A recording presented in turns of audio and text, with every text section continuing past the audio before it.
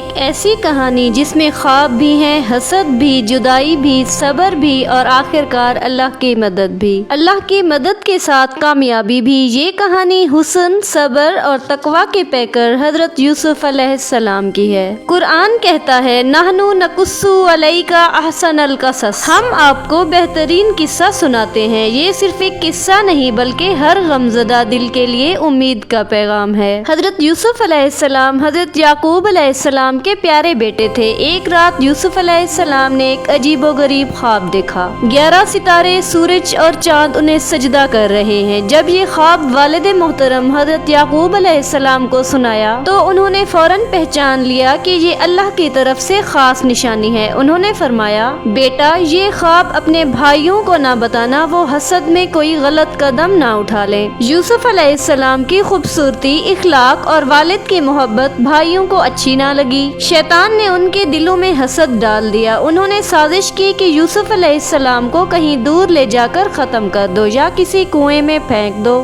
آخرکار وہ یوسف علیہ السلام کو جنگل لے گئے اور اندھے کنویں میں ڈال دیا۔ قمیض پر جھوٹا خون لگا کر والد کے پاس آ گئے۔ حضرت یعقوب علیہ السلام نے کہا تمہاری بات سچی نہیں، میں صبر کروں گا۔ ادھر تنہائی، اندھیرا، خوف، مگر یوسف علیہ السلام کا دل اللہ پر بھروسے سے بھرا ہوا تھا۔ اللہ نے کنویں میں ہی وحی نازل فرمائی۔ کچھ ہی دیر بعد قافلہ آیا۔ یوسف علیہ السلام کو کنویں سے نکالا گیا اور مصر لے جایا گیا۔ یوسف علیہ السلام کو مصر کے عزیز نے خرید لیا۔ انہوں نے کہا اس لڑکے کو عزت سے رکھنا، شاید یہ ہمیں فائدہ دے۔ یوسف علیہ السلام محل میں پلے بڑھے، علم، حکمت اور حسن میں بے مثال ہو گئے۔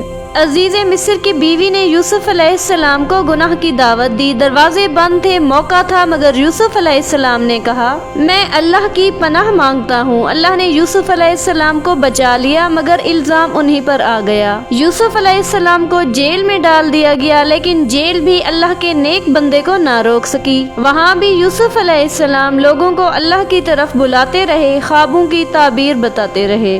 مصر کے بادشاہ نے خواب دیکھا، 7 موٹی گائیں، 7 دبلی گائیں، کوئی تعبیر نہ بتا سکا۔ تب یوسف علیہ السلام کو یاد کیا گیا۔ یوسف علیہ السلام نے خواب کی تعبیر بتائی اور 7 حکمت عملی بھی دی۔ بادشاہ یہ سب سن کر حیران رہ گیا۔ یوسف علیہ السلام کو قید سے نکالا گیا، مگر انہوں نے پہلے اپنی بے گناہی ثابت کروائی۔ آخرکار بادشاہ نے کہا آج تم ہمارے پاس باعزت اور قابل اعتماد ہو۔ حضرت یوسف علیہ السلام کو مصر کے خزانے کا نگران بنا دیا گیا تو پورے ملک میں ان کی عقل، عدل اور دیانت کی مثال دی جانے لگی۔ قحط کے سخت سال شروع ہوئے، مگر یوسف علیہ السلام کی حکمت سے مصر محفوظ رہا۔ دور دراز علاقوں سے لوگ غلہ لینے آنے لگے اور انہی قافلوں میں ایک دن کنعان سے کچھ مسافر بھی مصر پہنچے۔ یہ وہی لوگ تھے جن کے دلوں میں کبھی حسد نے گھر بنا لیا تھا، مگر وقت نے انہیں محتاج بنا دیا۔ جب وہ دربار میں داخل ہوئے تو یوسف علیہ السلام نے انہیں ایک نظر میں پہچان لیا، مگر وہ اپنے ہی بھائی کو نہ پہچان سکے۔ یوسف علیہ السلام کا دل ایک لمحے کو بھر آیا، مگر چہرے پر وقار اور آنکھوں میں صبر تھا۔ انہوں نے غلہ ناپ تول کر پورا دیا، نہ کوئی سختی کی، نہ کوئی تانا دیا، مگر دل ہی دل میں اللہ کی تقدیر کو یاد کرتے رہے۔ یوسف علیہ السلام جانتے تھے کہ یہ ملاقات صرف غلے کی نہیں بلکہ ادھوری کہانی کے پورا ہونے کا آغاز ہے۔ یوسف علیہ السلام نے اپنے بھائیوں سے پوچھا کیا تمہارا کوئی اور بھائی بھی ہے؟ انہوں نے بتایا کہ ایک چھوٹا بھائی ہے جو والد کے پاس ہے۔ یوسف علیہ السلام نے فرمایا اگلی بار جب آؤ تو اسے بھی ساتھ لے آنا، ورنہ تمہیں غلہ نہیں ملے گا۔ مجبور ہو کر بھائی واپس کنعان گئے۔ حضرت یعقوب علیہ السلام نے دل کی گھبراہٹ کے باوجود اللہ پر بھروسہ کرتے ہوئے بنیامین کو بھیج دیا۔ یوسف علیہ السلام نے بنیامین کو اپنے پاس روک لیا، ایک تدبیر کے ذریعے اسے اپنے پاس رکھ لیا